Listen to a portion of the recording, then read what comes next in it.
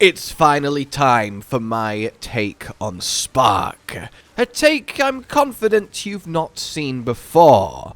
How about gaining 9 ranks of Spark by equipping a single cheap item?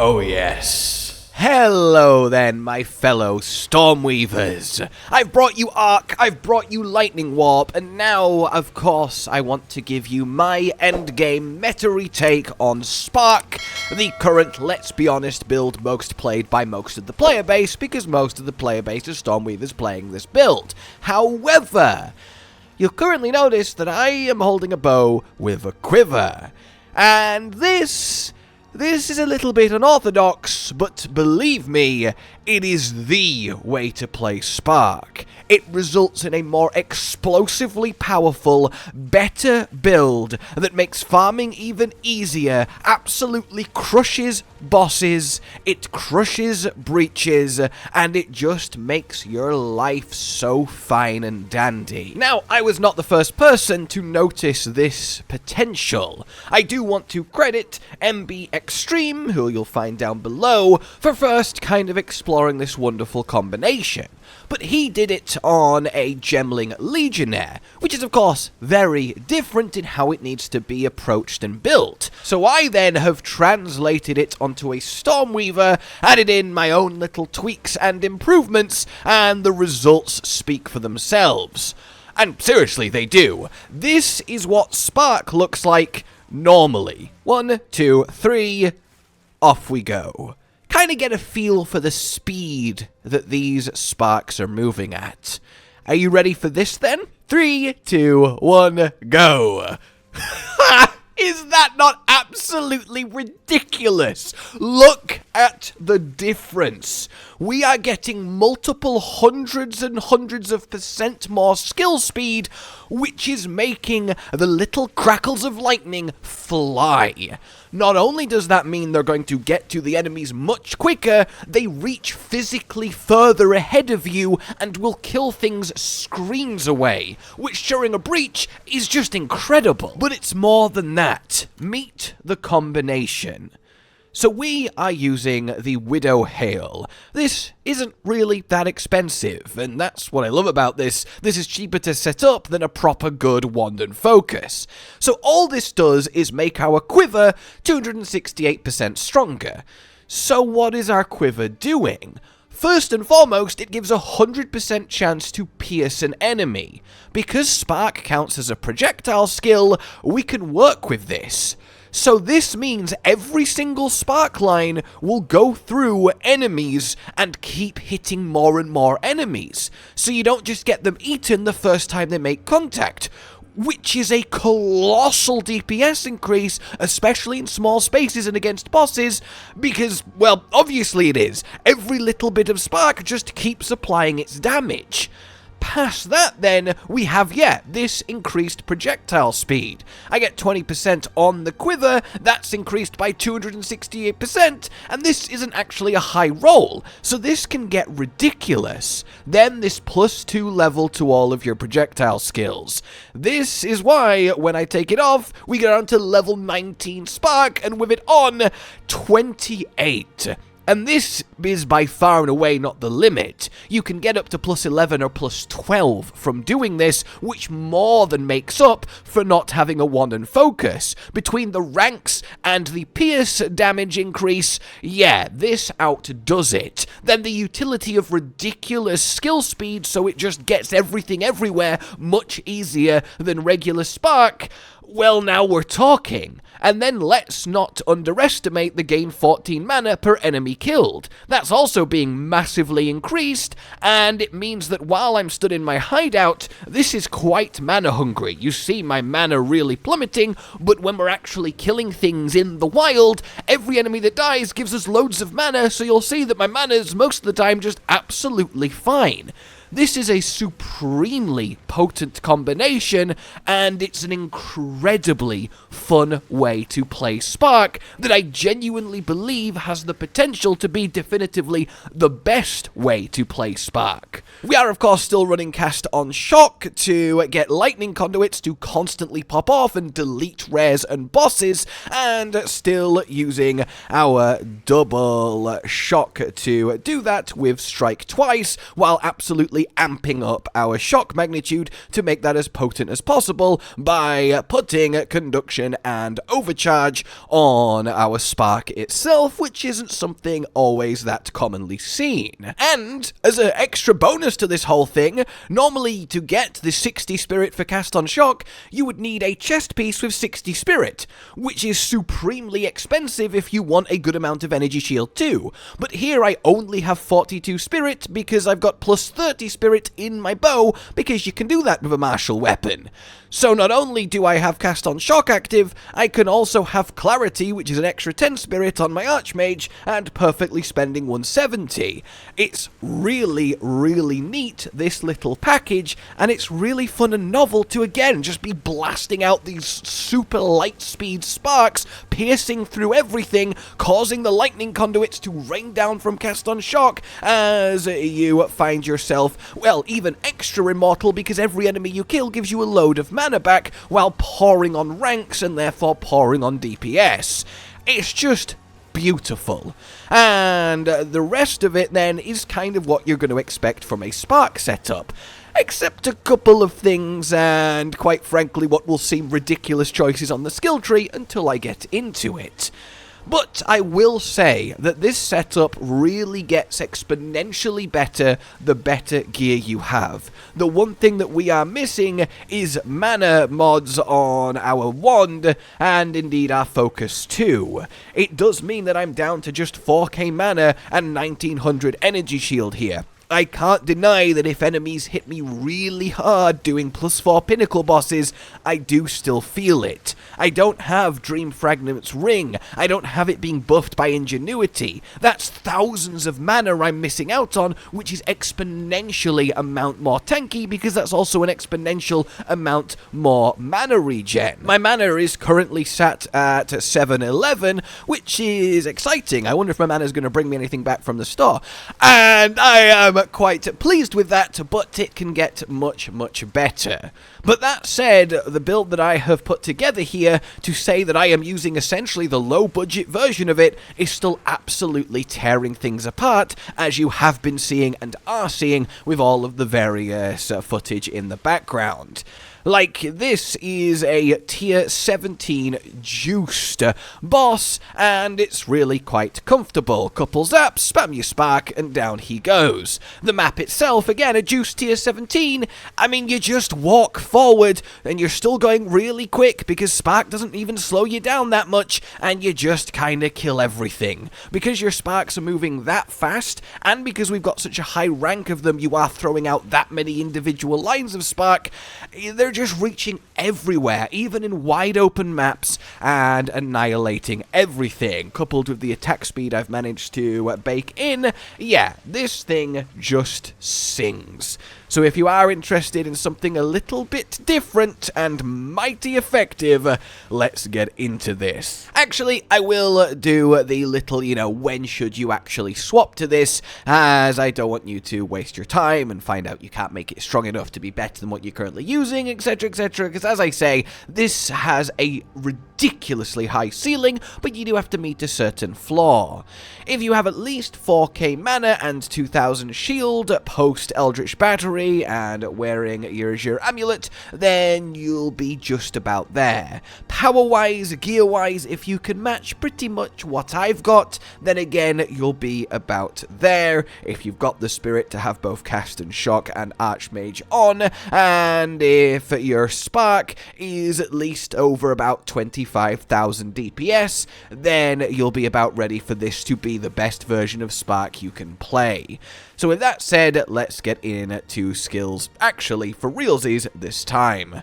I'll start with weapon set 2, which you still want to be your staff with Sigil of Power, a lovely big damage boost on the floor. You may as well plop it down on boss fights, it's just there and useful, and it also means that we do have a weapon set 2, where we do indeed have Blink. You can give it the cooldown reduction support if you want, but I'm out of dex gem space, and I'd rather have 5 int than 5 dex for that, but make sure your Blink is set to specifically just weapon set 2 and not 1, alongside your conductivity 2 and not 1, everything else on 1 and not 2. This is the weapon set we'll be switching to in order to curse things with conductivity and in order to blink, as well as put down Sigil of Power, and all of those things are very, very useful for you. For your weapon set 1 then, we have the following. Well, actually on your conductivity, you want Heightened Curse, Focused Curse, and Hexbloom. Hexbloom is very optional. I essentially never curse random enemies, and even most of the time forget to curse bosses, but these two will make it more potent and go off faster, so it's nice to have. So, your weapon set 1 then. Archmage, active with Lightning Mastery. You only want Archmage to have the Lightning Mastery if the damage percent goes up with it. So I finally have a level 20 Archmage, and when I put it to level 21, it's 9% instead of 8%, which as you can see is like 3k DPS by itself on Spark, and that will only get more and more. Other than that, if you have the spare 10 spirit, then put on Clarity 2. For your cast on Shock, which you want to make sure to have maximum 20% quality so it goes off faster, same with Archmage, make sure you've got 20% quality as it's a big damage increase with your Gem Cutter's Prisms, you want to have Lightning Conduit. Then you want to support it with Impetus so it goes off 40% faster, and then Considered Casting and Elemental Focus to really amp it up. If I had the final support slot, it would be for Concentrated Effect. Then we have the main event that is Spark. Again, make sure this is qualityed up to 20% because it gives you a load more projectiles, and that is very, very useful. Then the support gems are in order of most important to least important, but honestly, it really does help to have the full 5 on Spark. It makes a big difference. There's a lot you kind of want here. First and foremost, Arcane Tempo, so we can really blast them out with the extra cast speed. Then Inspiration, so you have 40% less cost, otherwise you will just run out of mana even faster than I am. If I take this off and cast it, yeah, that is ugly. Then after that, you want yourself Acceleration to add even more ridiculous projectile speed to what we're doing here. It makes a big difference. Then we want 100% more chance to shock. Not only will this give us, well, a lot more consistency on applying shock, because it's harder to apply it with Spark due to its nature, you want this to happen as much as possible so we can trigger cast on shock as easily as possible. We then want that magnitude of shock to be as high as it can be to make those big lightning conduit zaps get scaled ridiculously. Also, you want to make sure that this half duration is in place because you actually don't want the shocks to last that long because you want to be able to reapply them frequently to again power up cast on shock. Then you've got Orb of Storms, which will just kind of be dropping on bosses before they spawn in, and that will give you your lightning exposure, and then your strip away to make that exposure even more potent, and then finally Font of Mana, just to have a little bit more mana regen when you're in your own orb. I still have Mana Tempest with Premeditation, though I essentially never ever press it because the mana is hungry and we also don't really need the damage help. So that's how it shapes up, and if you have more spirit than me, you want to put on Grim Feast in order to get that lovely extra defensive layer every time you kill an enemy, and then finally you can put in whatever you want, but this is the core of it. Playing it is very simple. You just walk forward and press your Spark. You don't want to like hold it down because then you'll move really slowly, so you just want to kind of tap it every half second like this, and you'll still move at a good rate through the map. Other than that, there's really not much else to tell you. If a boss is about to spawn, put down your Sigil of Power, put your Orb of Storms on where he'll spawn, curse him when he appears, and then just spam your Spark again. It's very, very straightforward and even easier to play than regular Spark because of how fast your Sparks are moving and how much they pierce. Skill tree then. For your ascendancy points, you want to get your usual Constant Gale and Force of Will, so we have that big permanent arcane surge scaling with your mana. Then we want to have the strike twice for the double shock to power up that lightning conduit and just make you do a lot more damage in general. The last 2 points, I do have Scouring Winds for the extra exposure on bosses with the Orb of Storms, but it's much less important than the Lightning Warp build that is putting that exposure on everything, so I am kind of tempted to experiment with Tempest Caller and see how that feels, so that's something to think about. Then for your regular skills, let's do this thing. If for whatever reason you want to go full glass cannon or want to play this without Azure Amulet, then you can do, and you just don't need to take any energy shield nodes and instead go up left through all of the damage and end up in the same place. For now though, we want to head right, past Pure Energy to Dampening Shield, dip down for Mana Blessing, and then here I've got specifically just 5 Dexterity, because you want to make sure you've got enough Dex to use all of the Dex support gems, of which there are 4, so you need at least 20 Dexterity. Then everything else is going to be int all the way as we head up on this path. Now, this is of course a endgame build, so I'm not going to do it in chronological order. You do not want to try and level like this, so we're just going to go left immediately to cover this lot before we go right. Continuing past this jewel slot, here we go to this crossroads. We want to initially go down to here, where we get this full arc. The stun threshold is really nice, the +5 attributes is really nice, and then calibration is phenomenal. We want to head up into here for some lovely resistant damage, and then also your shock magnitude is really, really helpful. Then we get ourselves Mind Over Matter, so we start taking damage from our mana, and then up to improve your Arcane Surge. Lastly, we go up to this jewel slot here, and then come down to this. We want to take the cast speed all the way to Final Barrage, and this, despite needing you to be on low life, and normally the 1 out of 1 Chaos Inoculation not counting, does for whatever reason still work. Probably a bug, but while it does work, a free 20% cast speed is really, really good, especially for Spark. We also take this extra 16% cast speed at the cost of, well, more mana on our spells, because we gain so much mana back thanks to our Quiver that we can get away with it. So that's very, very nice. Then we go back to this initial crossroads, and now we're going to head right, grabbing all of the int, the jewel slot, and then here we arrive, going straight up for Eldritch Battery to get that huge boost to our mana. Get yourself the regen, Arcane Intensity, and then we go left through raw mana to here, initially popping right just to grab a load of intelligence to scale both our mana and damage, before then going left to the jewel slot. Jewels are very potent for this build, and then up we go all the way to the top for pure power. This is my current, leftover spare point. If I get to level 92, I'm 90 currently, I will finish it down to power conduction, if you're wondering where to go next. Then we will be heading right, where we continue on and start a very long journey. Get this jewel slot, arrive here, get Chaos Inoculation, and then keep on going. At this point, if you're having trouble with being frozen or chilled, then you want to find 4 spare points to get Icebreaker, but other than that, we keep going. Get the jewel slot, and then arrive at here, where we grab a load of lightning damage, but chiefly Wild Storm, which is a huge damage boost. Then, you guessed it, we keep going. Keeping with your int, get this jewel slot, keep on going, keeping with your int, and then we arrive at here, another jewel slot. We can dip down to here, where we get even more skill speed, which is really, really useful, and hey, another 3% movement speed, why not? Then we go to what we've actually come all the way over here for, which is some seriously more power boosts. We arrive here, and then we get another 10%, 10%, 15, 15, and 30% bonuses from the Quiver.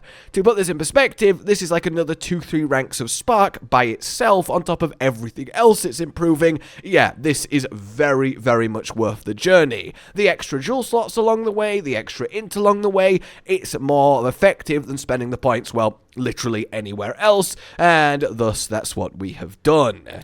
Now, to quickly touch on all of this stuff, you want to technically go to weapon set 2 and set some weapon set 2 points.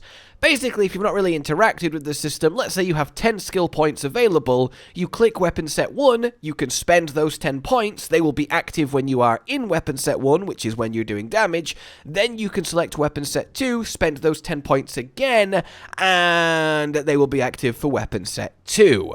And that's exactly what we're doing here. In weapon set 2, you just want to grab all of the increased curse helping nodes, and there are more over here too. It's a little thing, but it'll just make your conductivity that much more effective when you do press it in weapon set 2, but it's also not like critical if you don't want to, get involved with that whole system. So, jewels, they are very, very important for this build, and let me demonstrate exactly why with this one here. So this that has increased percent bonus from equipped Quiver. It might only be 14%, however, if we look at Spark, it's currently level 28. If I take this decoration out, it's now level 27. Yeah, think about how scalable this is. This is my only percent increase from equipped Quiver. If I had one of these in every single slot, imagine how high Spark would go. Ideally, then, you care about two things. Percent increase from equipped Quiver and magnitude of shock. They're your two main to have in all of them. But you definitely want to at least have magnitude of shock wherever you can get. That'll be useful across essentially every Stormweaver build you do, as a lot less niche.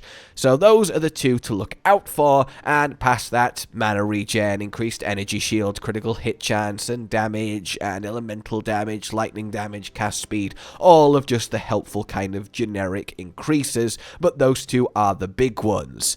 Then you want to have this here, ideally, the Time Lost Diamond that gives you 1% increased mana for every small passive, as yes, now it's only 6% increased mana, but hey, that is more than worth using a jewel slot on, but it's not key or anything like that. That then is the skill tree and your jewels. Gear-wise then, you want your Sigil of Power staff for weapon set 2, and then some, hard requirements. You need a Widowhail crude bow, and you want it as highly percentaged as possible, but I'd say at least 200 before you make this switch. Then you need a penetrating quiver. Specifically needs to be that, so that chance to pierce an enemy is there. Then very specifically you need increased projectile speed, plus 2 levels to projectile skills, and gain mana per enemy killed. Those 3 affixes. The others don't really matter, but make sure you get those 3. After that, it gets a little bit more flexible as normal. Step 1, again, make sure you are at 75% resist to all the elements. I'm still not there because it's incredibly awkward to balance, and I just don't have the currency to make it happen while maintaining my gear power level. But remember, you can always use your runes to do so by just slotting them in. It's annoying because obviously you can't change them. I really do hope they change that. It's why I've not put one in my boots, because I don't want to commit to anything in particular, but that's what it is. If you don't need anything in particular resist-wise in your gear, the most ideal one is your 2% mana maximum from this soul core, except on your chest where you do want to have the 20% increased energy shield. In any case, yeah, get your resists, and you will be very, very happy. As much movement speed as you can on your boots, up to 35%, and then after that, you want as much energy shield as possible on every single remaining piece to convert to mana for your Eldritch Battery. Post that, then, you want mana. Raw, maximum mana, and intelligence, both very nice to have. And then you want to get yourself mana regen, as that can be quite helpful. Of course, item rarity is worth mentioning. And then just kind of generic damage increases, like increased lightning damage, cast speed, and so on and so forth. It's not really too complex to gear this one, so that's quite nice too. And make sure you do quality up your rings and your amulet with your neural catalyst to increase the mana modifiers as they have the biggest impact, and then just get your quality up on everything else for a little bit more energy shield, so a little bit more mana. When it comes to your amulet, you want to instill Frazzled if you don't have a load of currency. If you do have a load of currency, you want to instill Lightning Rod. Then we get to uniques. You want to have the Azure Amulet, so we can still have an energy barrier while, despite having Eldritch Battery. That's all well and good. Lovely little item. Ideally, you want a higher percent maximum mana as energy shield as I do, but otherwise I'm pretty happy with this. Then, if you want, you can use the Rawhide Belt. It does help. The resist is nice. The damage recouped as mana is nice. But this is, again, just a stopgap until I eventually get Ingenuity.